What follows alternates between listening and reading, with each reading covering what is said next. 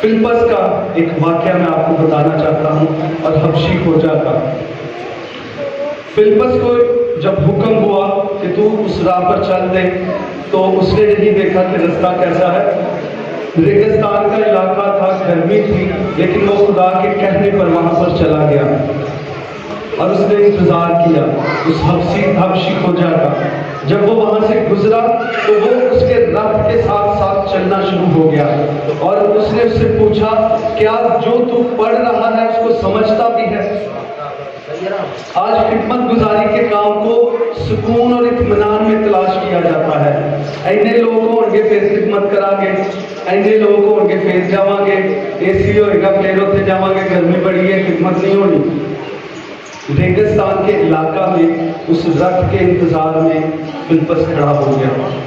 जब हबशी खोजा का रथ वहां से गुजरा तो बाइबल ये नहीं कहती कि फिलिप्पस ने जाकर गया भाई घंटा हो गया तेनों डिगदा होना है, खुदा मैनू इत्थे उदों दा फाइल आया पसीने छुटे ने, और भाई ऐ खुदा दा पैगाम या फड़ ते मैं चला, गर्मी बड़ी है।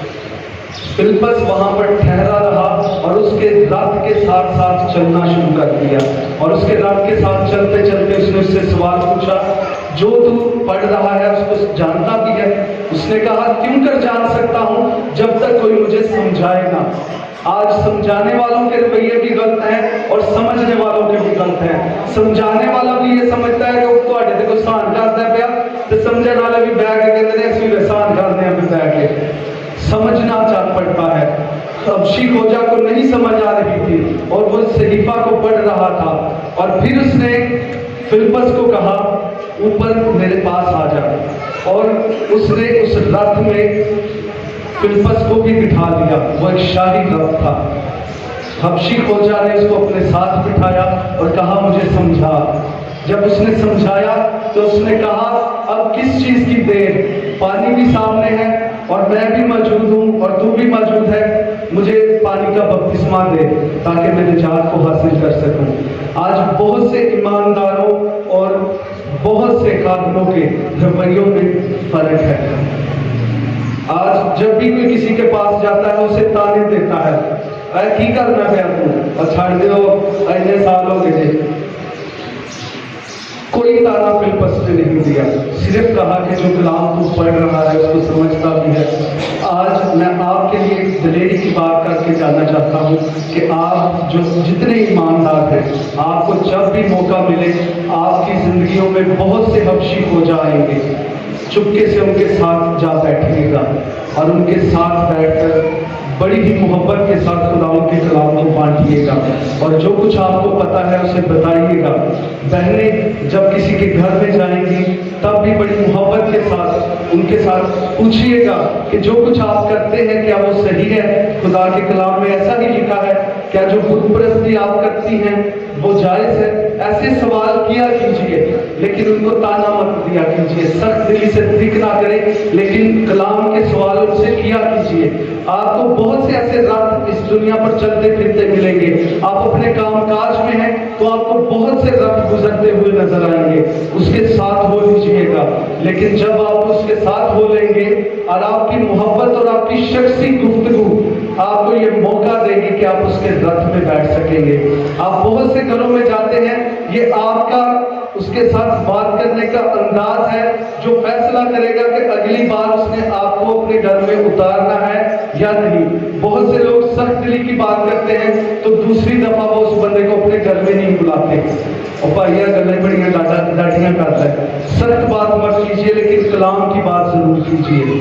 कलाम की बात करेंगे तो आपको उसके घर में दोबारा जाने का मौका मिलेगा।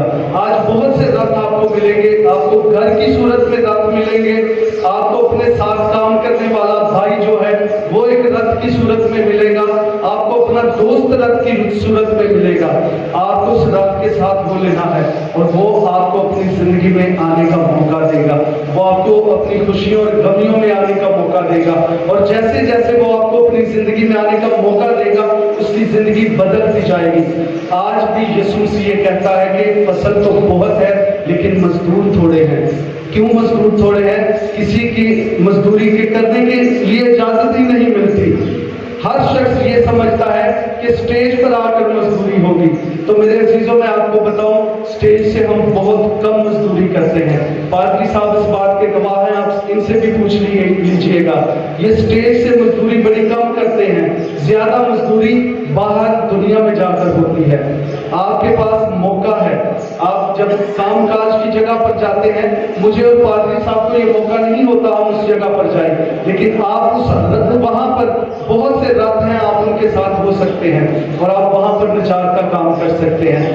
बहनें जब किसी के घरों में जाती हैं, किसी शादी ब्याह में जाती हैं, जहां कहीं जाती हैं, आपको मौका मिलता है कि आप अपने ईमान की जो गवाही है दूसरों के साथ बयान कर सकें। आपकी जिंदगियां गवाही का मकसद बनती हैं। आप काम काज करते हुए खुदा यीशु मसीह की फसल को काट सकते हैं। फसल बहुत सी है। मैं कल एक शादी पर गया था, तो वहां पर एक ईमानदार बैठा था, तो उसने मुझे कहा, कहता है एल्डर साहब देखो कितनी फसल है, सारी फसल कटने वाली थी तो कोई काटता नहीं। तो मैं आपकी दिलेरी के लिए बताना चाहता हूँ, मैं 5 से 6 जिंदगियों के पास गया और वहां पर जाकर मैंने फसल काटने का काम किया। आप में से हर एक के पास मौका है, आप फसलें काट सकते हैं, रथ आपको बहुत से मिलेंगे। कभी गिला मत कीजिएगा कि मौका नहीं मिला, उन्हें नहीं किया, उन्हें नहीं किया।